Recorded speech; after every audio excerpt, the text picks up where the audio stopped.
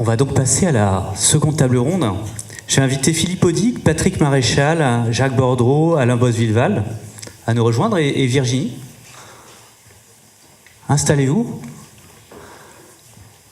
Alors, on l'a vu, ça a été, je crois, très bien posé par Virginie. Il y a quelques enjeux face à nous. Ça a été pointé, démographie, vieillissement, croissance des classes moyennes, rareté des ressources et finalement inadéquation d'un modèle. Et donc un nouveau modèle de développement inventé. Ça en fait quelques sujets à traiter, quelques enjeux, avec sans doute pour nous aussi une grande question, c'est comment on invente, comment on tisse un consensus, quelle méthode on trouve pour inviter et inventer le nouveau modèle, et aussi accompagner ce changement, assurer cette transition qui se doit d'être rapide. Alors, le local a sans doute un rôle à jouer, ça a été rappelé par Jean-Marc Ayrault, on ne peut pas tout attendre de l'État. Le local et la métropole, sans doute, sont aussi une très belle échelle d'intervention. Alors, on a parlé du passé, on a parlé de la création de la métropole, les 40 dernières années de l'histoire de Kervégan. Là, on va se projeter sur les 40 prochaines. Comme on l'a vu, il y a du boulot. On a juste 30 minutes. Donc, on va s'en sortir. Peut-être qu'on peut se donner comme objectif, ce qui est un peu l'objectif de Kervégan, c'est pas forcément d'avoir les bonnes réponses, mais en tout cas de poser les bonnes questions. Alors, c'est pas forcément les miennes, mais ce sera peut-être celle qu'on aura à l'issue de notre échange. J'ai commencé peut-être par parler du département, de cette échelle départementale. Patrick Maréchal. Alors, le département, c'est l'échelle des... Voilà, prenez un micro. C'est vraiment cette échelle de l'interface entre ces strates qui sont mêlées, bien sûr, la strate urbaine, périurbaine, rurale. C'est cet enjeu des interfaces entre la métropole et le reste, comme on l'appelait, des interfaces qui parfois d'ailleurs se transforment en zone de front. Alors comment est-ce qu'on intensifie ce dialogue? Comment est-ce qu'on assure ce dialogue? Ça a été pointé, il y a déjà eu des travaux importants qui ont été faits. Comment est-ce qu'on fait assurer ce dialogue-là entre la métropole et les territoires qui l'entourent, sans que la métropole ne leur fasse de l'ombre? Je ne peux pas parler des départements en général, parce qu'ils sont tellement différents, mais je peux parler de la Loire-Atlantique que je connais quand même depuis un certain nombre d'années. Et qui nous intéresse particulièrement. Et qui m'intéresse particulièrement. Pourquoi? Parce que vous avez des départements presque totalement ruraux. Vous avez des territoires, des départements qui sont quasiment totalement urbains. Et la Loire-Atlantique, elle fonctionne en fait sur 3 pieds du point de vue économique. Elle fonctionne sur les activités industrielles et tertiaires de type urbain. Elle a une agriculture importante, productive, et elle a un territoire touristique. C'est-à-dire que l'économie de ce département, il fonctionne sur ces 3 piliers. La ville, son rayonnement indispensable, sa dynamique, mais aussi un territoire rural et agricole, et aussi un territoire touristique, notamment sur la côte.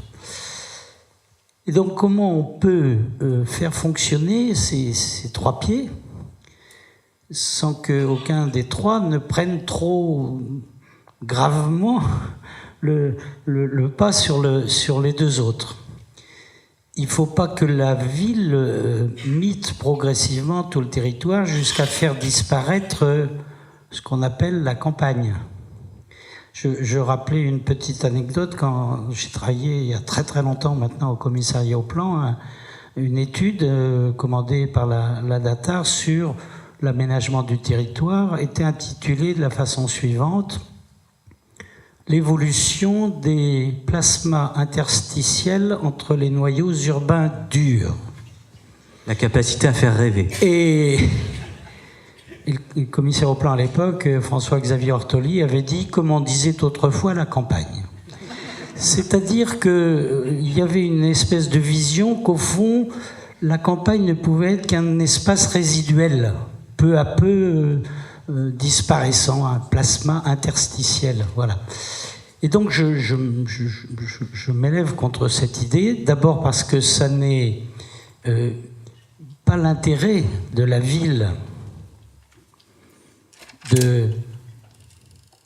de dominer complètement le territoire autour, avec les conséquences qu'on peut imaginer. Et c'est évidemment pas l'intérêt des territoires plus ruraux. Ce que je veux dire, c'est que dans ce département, ça fait longtemps que je constate, je vois, puisque c'était un peu mon métier autrefois, qu'en fait, ces espaces ne sont pas clivés brutalement. C'est-à-dire qu'il y a une profonde interpénétration entre l'urbain et le rural. D'ailleurs, Julien Gracq, dans La forme d'une ville, a écrit ça très bien, en disant qu'on quittait la ville insensiblement pour se retrouver dans des zones à caractère de campagne, et que la campagne elle-même pénétrait assez fortement dans le tissu urbain. Donc voilà, c'est cet équilibre qu'il faut essayer de garder, avec évidemment toutes les questions de débat intellectuel. Parfois, on a tendance à penser que les idées, la prospective, est l'apanage des villes, parce que c'est là où il y a les intelligences, où il y a les gens compétents, etc. Or, il y a aussi une intelligence différente, concrète dans les milieux ruraux. Donc, il ne faut pas qu'il y ait pas de domination intellectuelle. C'est pas facile, mais il faut y penser. Et il faut trouver les modes de gouvernance qui respectent ces équilibres. Alors évidemment, le 19e, le 20e siècle ont vu, qu'on le veuille ou non, un phénomène d'urbanisation, de développement, y compris sur le plan de l'espace, des villes qui grignotent peu à peu les territoires ruraux.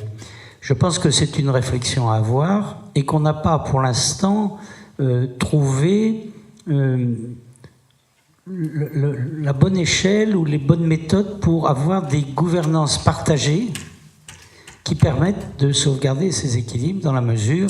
Alors, on va dire encore une fois que Nantes est un peu en avance, et Johanna Roland ne me démentira pas en disant qu'elle a fait aussi l'un de ses objectifs, l'équilibre des territoires ou la coopération entre les territoires. C'est plutôt sous cette forme de coopération, mais aussi en prenant tout ce que la campagne peut apporter. J'ajouterai un dernier point, c'est que ces espaces sont à la fois interpénétrés et très solidaires. Je veux dire, de tout temps, les gens de la campagne nantaise de la Loire-Atlantique sont venus à la ville acheter, se faire soigner, fréquenter les établissements culturels ou d'enseignement. Mais les mouvements sont aussi dans les deux sens. Et j'observe que depuis quelques années, le fait que beaucoup d'urbains vont chercher leur alimentation à la campagne, directement à la ferme, c'est un courant commercial nouveau, différent. Et j'observe aussi, enfin certains spécialistes le disent, que la campagne, en du moins sa faune, sa flore, ses oiseaux, ses insectes, viennent parfois se réfugier dans la ville, qui leur offre des conditions de survie meilleures qu'une campagne trop agrochimique, oui, si je peux dire. Voilà, donc cette réflexion, elle est devant nous du point de vue de... Bon, le constat, il est clair, en tout cas pour ce département. Les modes d'appréhension et les modes de gestion et de gouvernance de cette réflexion ne sont pas encore trouvés. Des modes de gouvernance et de dialogue entre les deux qui restent à inventer, et un changement d'échelle nécessaire. Vous l'avez dit aussi, une interpénétration et un mode de vie qui fait que la métropole, c'est plus d'une centaine de communes, la métropole vécue. Aujourd'hui, ça dépasse le département. Pour autant, sur ces territoires, on va dire la campagne, c'est pas des territoires ruraux, c'est des territoires qui sont des territoires de campagne habités finalement aussi par des urbains. C'est aussi des territoires qui ont connu ces derniers temps, des vrais enjeux en termes de dialogue, en termes de débat, et quelque part en termes de proximité. Et il y a sans doute aussi là à réinventer un modèle à la fois un modèle économique, ça a été montré, un modèle de développement, mais aussi un modèle d'être ensemble. Alors, je vais poser une petite question. En marge des métropoles, le dernier espace de dialogue est-il le rond-point du Leclerc ? C'est plutôt la question finalement du lieu, ou plus exactement de la méthode. C'est comment est-ce qu'on recrée finalement à la fois de la proximité et donc du débat qui permettent d'inventer ce nouveau modèle, notamment sur ces territoires de campagne, appelons-les comme ça. Au moins ça fait rêver. Alors, territoire... Question pas facile. Un peu plus interpénétré, c'est vrai. Mais en réalité, beaucoup de nos concitoyens appartiennent aux deux mondes, et même aux trois si je prends la côte et l'aspect touristique. Donc une interrogation que j'ai depuis assez longtemps, c'est que quelqu'un qui habite dans une commune ou qui est venu y habiter, un peu plus éloigné, avec un paysage plus nature, des relations humaines un peu différentes, continue aussi à participer dans sa vie professionnelle ou autre de la ville. Et en fait, souvent, je me suis dit que ça serait bien si chaque citoyen avait deux bulletins de vote. Voire trois.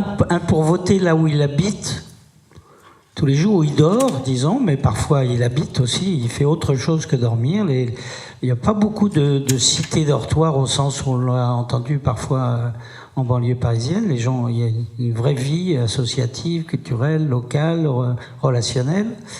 Et puis les enjeux qui sont liés à leur activité, actuelle ou future, à leur formation, etc.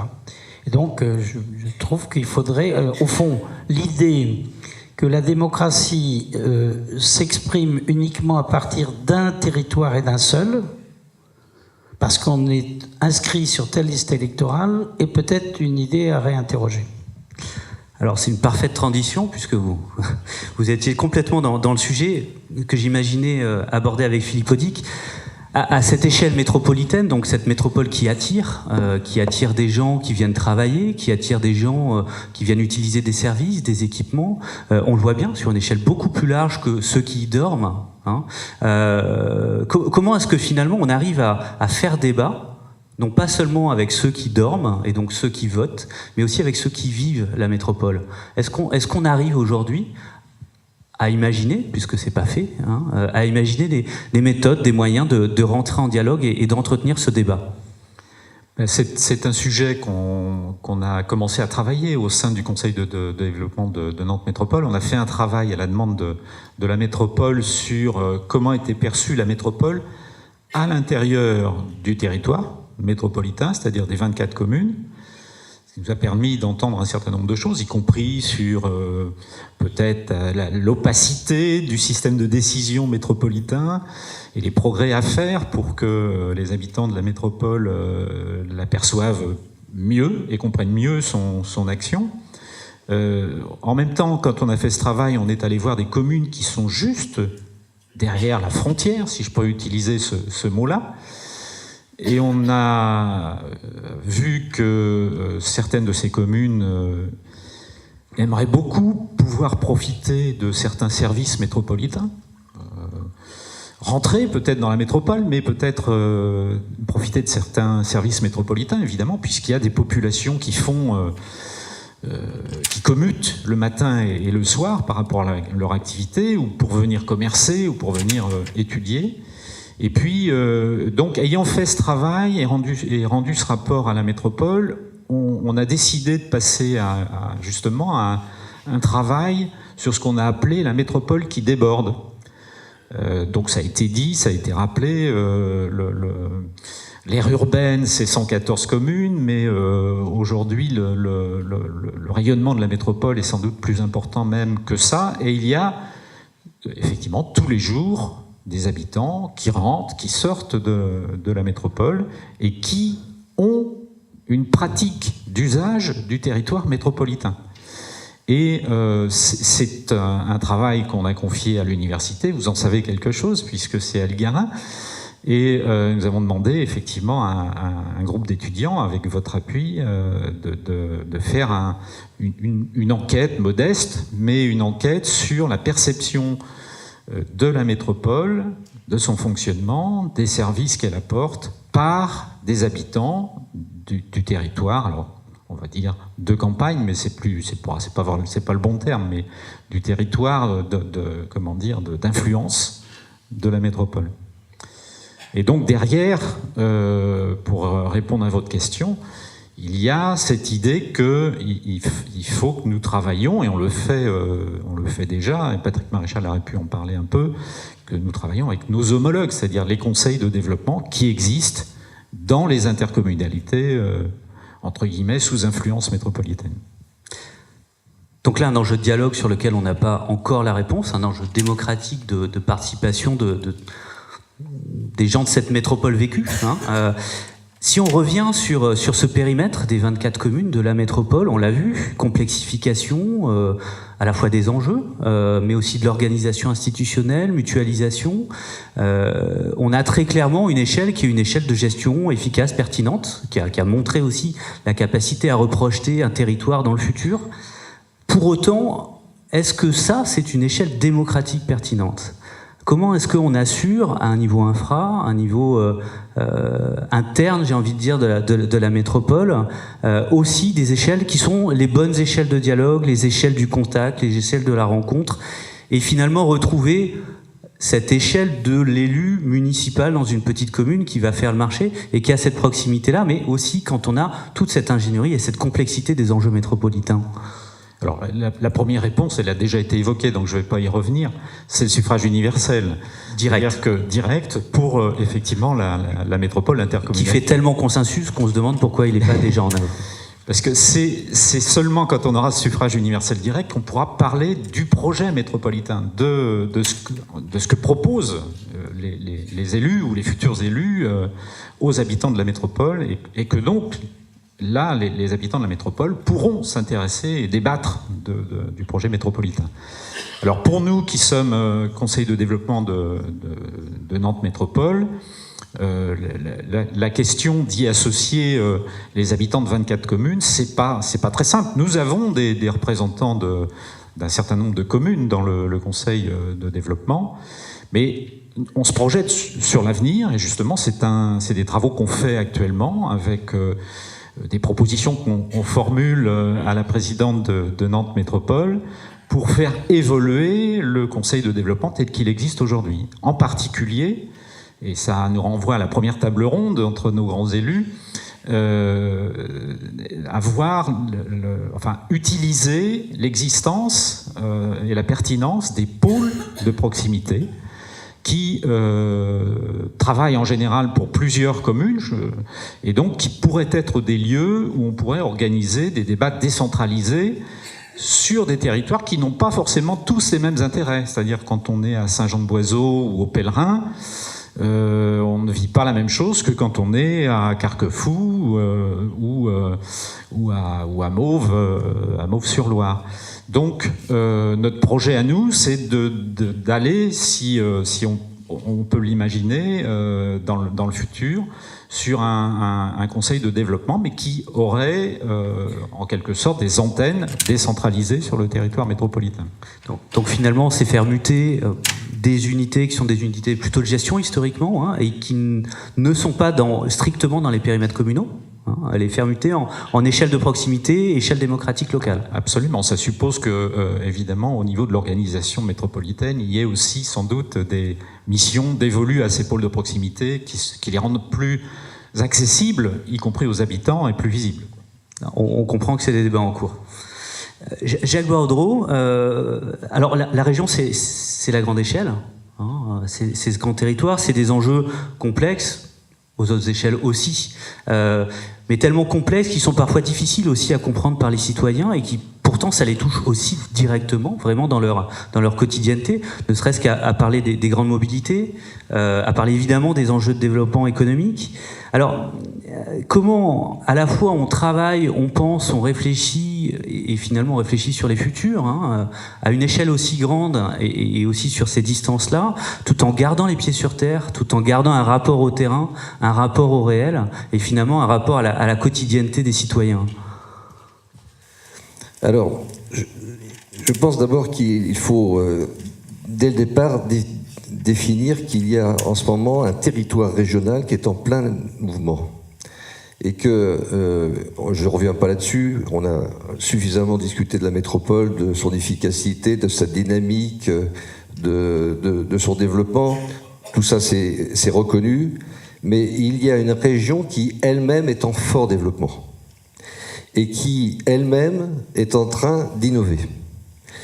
Et elle est en train d'innover notamment par l'intercommunalité ou par les fusions de communes. Ce qui se passe, par exemple, dans les Mauges, avec les fusions de différentes communes qui pourront en faire une, c'est une situation absolument extraordinaire et qui rebat toutes les cartes. Et les élus locaux et la population locale ont pris en main leur destin. Alors, je dirais qu'il y a plusieurs éléments qu'il faut prendre en considération. Le premier, et le Césaire est bien placé pour en parler, puisque à l'occasion du SRADET, le schéma de régional d'aménagement, nous avons initié un certain nombre de plateaux dans les départements, dans les territoires, comme nous disons. On a fait des plateaux dans chaque département, on est en train de faire des plateaux dans chaque département et dans des territoires extrêmement différents. Le sud Mayenne, la région de Montaigu, les Mauges dans le Choletais bientôt, le nord de la Sarthe, bref, des territoires extrêmement différents. L'étude est en train de se faire, donc je ne vais pas en faire les conclusions ce soir, mais quelles sont les prémices ? Les prémices, c'est que le territoire régional est en innovation et que les territoires innovent chacun à leur manière et à leur rythme. Ce qui se passe dans le sud Mayenne, où il y a un respect, il y a une conciliation entre le tissu communal existant et la nécessaire intercommunalité. L'un et l'autre dialoguent. Et on va de pair entre l'évolution de la commune et l'évolution de l'intercommunalité. Le modèle des Mauges, c'est une autre culture. Ils vont beaucoup plus vite, notamment vers les fusions de communes et sur des rapprochements d'intercommunalités beaucoup plus grandes, qui même d'ailleurs sur des dimensions qui sont assez impressionnantes, puisqu'on parle maintenant de centaines de milliers d'habitants. La Vendée est en train également d'évoluer à son rythme et également de sa manière. Bref, tout le territoire régional aujourd'hui est en train d'évoluer, est en train d'innover de manière très spécifique, territoire par territoire. Et ça, c'est un des éléments qui va probablement ressortir de notre étude. Il y a un deuxième élément qui va ressortir de notre étude, et Jean-Marc Ayrault tout à l'heure disait, dans les années 80, on a pris notre destin en main. Et en fait, on voit très bien en ce moment, dans les territoires régionaux, ceux qui sont en train de prendre leur destin en main, ceux qui, pour d'autres raisons historiques, géographiques, culturelles, sont un peu à la traîne. Et il ne faut pas avoir une vision duale entre une métropole ou des centres urbains qui seraient très dynamiques, qui seraient en évolution, à l'intérieur desquels d'ailleurs il n'y a pas foire de gros problèmes, parce que les choses ne sont pas aussi homogènes et équilibrées que cela, et puis un territoire interstitiel qui serait désespéré et qui serait en recherche d'identité. Non, c'est pas ça la réalité régionale. La réalité régionale aujourd'hui, c'est qu'il y a des territoires, le sud Mayenne par exemple, la Vendée, avec sa culture propre, c'est plus difficile en Sarthe, clairement plus difficile en Sarthe, qui aujourd'hui sont en train de prendre leur destin en main, de ne pas tout attendre de là-haut. Et d'ailleurs, de toute façon, ils ont compris que s'ils attendaient de là-haut, ils attendraient un petit peu longtemps. Donc, de prendre leur destin en main, d'avoir un projet, de faire en sorte que ce projet soit partagé par la population, par les acteurs économiques, par les acteurs sociaux, par les acteurs culturels. Et à partir de là, on a des territoires qui sont en mouvement, différemment, ce qui est la richesse. Ils ont raison d'être à une vitesse différente et ça crée une dynamique régionale qui est très forte. On parle de la dynamique métropolitaine en termes de taux de chômage. Il faut parler de la Vendée, enfin, c'est pas tout à fait homogène dans la Vendée, mais on va dire le Nord Vendée, aujourd'hui on est à 4,5% de chômage, La région d'Anceny est à 4,5% de chômage. La Mayenne, aujourd'hui, recherche actuellement à attirer des talents et attirer des emplois, parce qu'il n'y a donc pas des emplois, mais des talents pour justement pourvoir des emplois qui ne sont pas pourvus aujourd'hui. Donc il y a une dynamique régionale qui se caractérise par des dynamiques territoriales où c'est assez fin dans l'analyse.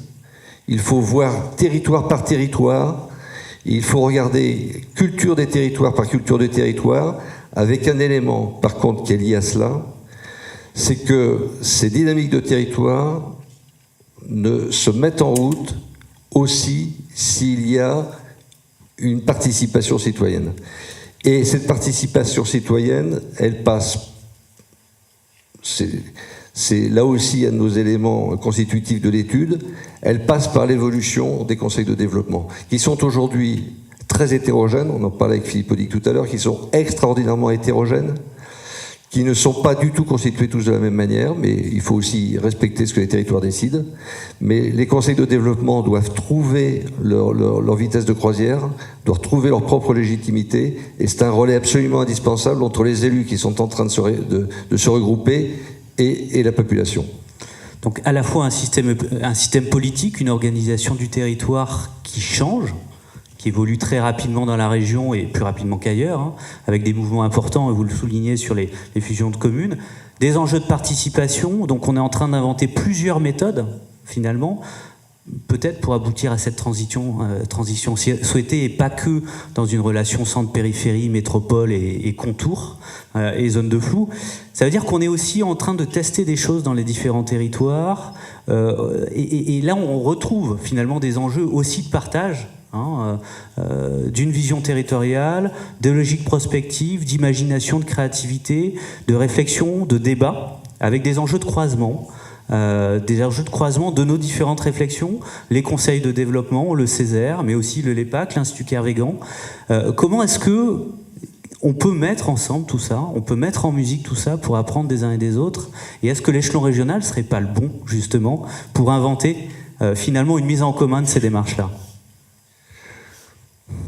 Beaucoup d'éléments. Alors, si j'essaie de serrer, d'abord, je dirais curieusement, je pense qu'on a eu la chance de ne pas être une région qui a fusionné. Je pense que la dynamique qui est aujourd'hui la dynamique des Pays de la Loire, elle a une dynamique durable parce qu'effectivement, elle ne se pose pas la question comme dans d'autres régions que je peux voir à travers mes collègues présidents de Césaire, où le problème, il est plus de savoir comment on fait fonctionner la fusion. Comment on fait un avec deux plutôt que... Donc, je pense que ça, c'est... D'abord, ça, c'est... Aujourd'hui, historiquement, je pense que c'est un atout. Deuxièmement, nous sommes dans une région où, je ne vais pas revenir, tout le monde a ça en tête, mais historiquement et culturellement, il y a, je dirais, un terrain qui fait qu'on se parle. On se parle naturellement. On peut être de bords politiques différents, on peut être d'intérêts économiques différents. Il y a des moments de crispation et des moments difficiles, ce qui est tout à fait normal. Mais globalement, dans ce territoire, il y a un moment donné, on se met autour de la table pour un intérêt commun. Ça, c'est un point qui est aussi déterminant par rapport à d'autres territoires. Le troisième élément, c'est que il faut pouvoir donner aussi aux structures qui existent, avant d'en créer d'autres nouvelles, ou de réinventer d'autres choses, voire même la tentation de casser tout, de chambouler tout, et de reconstruire. Je pense qu'il faut donner aux structures qui existent leur chance d'être utiles à fond. Si je prêche pour ma paroisse, je pense que le Césaire, historiquement, a été mal utilisé, pour des tas de raisons. Et on a sous-utilisé des structures comme le Césaire. Le Césaire, c'est 62 organisations entre le milieu économique, le milieu associatif, le milieu syndical. C'est le lieu unique où l'ensemble de la société civile organisée peut dialoguer, discuter. Ce n'est pas à fleuret moucheté, hein, ce n'est pas le consensus mou, ce n'est pas à fleuret moucheté. Je peux vous dire qu'il y a des débats qui sont extrêmement forts, mais c'est l'exercice qui est absolument indispensable. Et à un moment donné, de trouver les conditions je reprends le terme de tout à l'heure, de convergence. Bon. Eh bien, ces structures-là, mais les conseils de développement dans chacun dans leur territoire de la même manière, sont capables de détecter les signaux faibles. Clairement, les Césaires et le Césaire des Pays de la Loire en particulier, sur le problème de la fracture territoriale, ça fait des années que le Césaire le dit. Bon. Et ce qui s'est passé dernièrement sur nos ronds-points n'a absolument pas surpris les conseillers, les conseillères du Césaire. Je dirais même qu'il y a eu un rapport qui a été fait en 2017 sur les fractures territoriales, où on retrouve pas mal d'éléments effectivement du débat qui s'est créé à partir du mois de novembre. Bon. Donc on est dans une capacité à travers nos organisations de détecter les signaux faibles. Ces signaux faibles, alors peut-être que nous sommes de mauvais vendeurs, c'est possible aussi. Il faut aussi qu'on balaye devant notre porte. Mais probablement qu'on ne sait pas et on n'a pas su utiliser ces signaux faibles pour pouvoir alerter, échanger, proposer et déterminer un certain nombre d'évolutions, comment dirais-je, de faire en sorte qu'un certain nombre de politiques publiques puissent se faire un peu différemment. S'appuyer sur savoir-faire du dialogue, arriver à travailler ensemble, travailler les signaux faibles, mais aussi faire passer les messages, se mobiliser sur les enjeux clés qui ont été soulignés, sur cet enjeu de transition globale, les différents modèles, et encore faire passer le message à l'élu, aux citoyens. C'est aussi une des missions de l'Institut Kervran. Alors, on a parlé des 40 dernières années, elles sont importantes. En même temps, celle qui nous préoccupe le plus, c'est les 40 qui viennent. On l'a vu, il y a un petit peu de travail. L'Institut Kervran a une place un petit peu à part dans ce paysage local. Pour autant, est-ce qu'on a encore... est-ce qu'on a une bonne échelle sur ce débat démocratique? Et finalement, est-ce que c'est l'échelle d'un think tank? Voire même, est-ce qu'on a encore besoin d'un think tank alors qu'on a Facebook et les réseaux sociaux? Le jour de notre anniversaire, c'est une bonne question de savoir si nous avons encore une utilité. Si je répondais non, je me demande ce que je ferais là ce soir. Donc, je pense que bien sûr, on a une place. Alors, on vient de voir, il y a beaucoup d'organismes qui font du dialogue citoyen, qui font de l'échange. Il y a beaucoup de diagnostics qui aujourd'hui commencent à être partagés, parce qu'on évoquait tout à l'heure qu'il ne peut pas y avoir de bonne implication du citoyen si le citoyen n'est pas éclairé, et si on n'a pas mis à sa disposition un certain nombre de données partagées, je vais le dire comme ça. Donc moi je crois au contraire que plus il y a d'organismes et de gens qui réfléchissent sur les sujets dont on a vu la complexité, à la fois parce qu'ils sont à l'échelle mondiale, mais en même temps parce qu'on attend aussi des réponses au plan local. Je reviens à tes ronds-points. On voit bien qu'on sera jamais assez nombreux pour essayer de partager un certain nombre d'idées. Nous, on s'appelle laboratoire d'idées, ou réservoir d'idées. J'allais dire, on est forcément toujours plus intelligent ensemble que quand on est tout seul.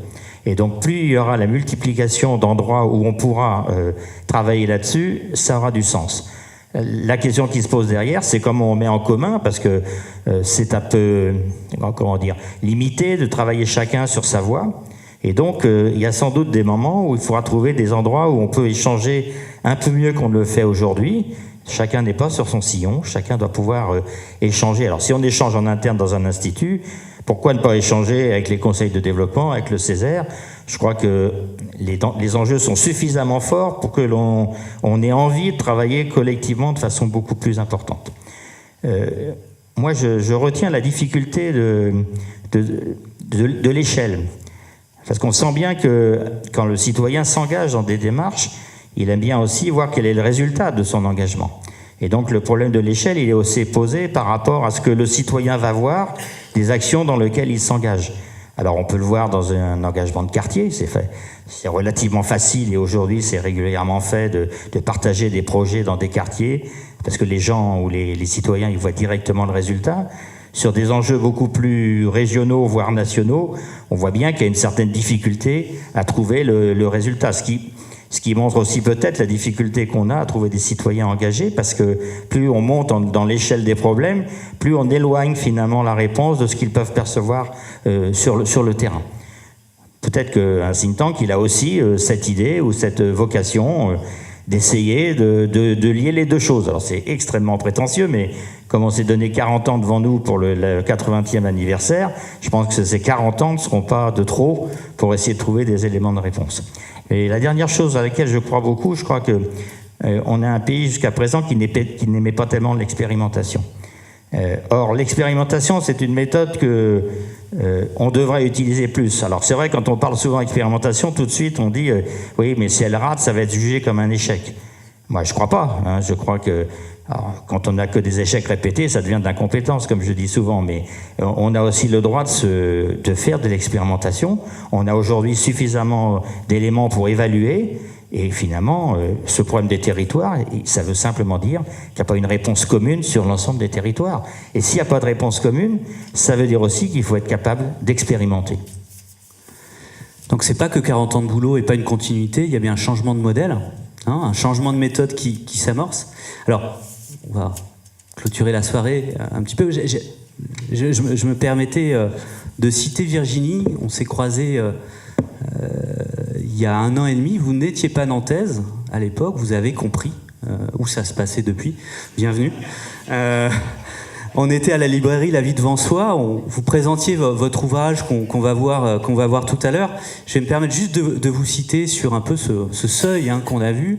L'enjeu est important, la mobilisation est nécessaire et la marche peut faire peur. Vous disiez à l'époque, je ne suis pas optimiste, je suis confiante. Je ne suis ni optimiste ni pessimiste. Ça dépend des jours, des humeurs, du beau ou du mauvais temps. En revanche, je suis confiante sur le fait qu'on peut encore faire quelque chose et extrêmement déterminée. Je ne sais pas si ça va bien ou mal se passer, mais je suis certaine qu'on peut changer les choses. Merci.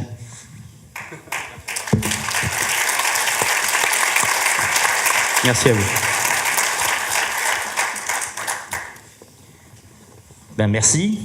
Alors je vois que je ne suis pas très maître du temps. Et donc, Madame la Présidente, je suis désolé de vous faire intervenir avec beaucoup de retard. Mais bien sûr, nous aurons plaisir à vous écouter pour, comme vous êtes un des partenaires fidèles de notre institut, forcément votre parole nous ira droit au cœur. Je vous laisse le micro.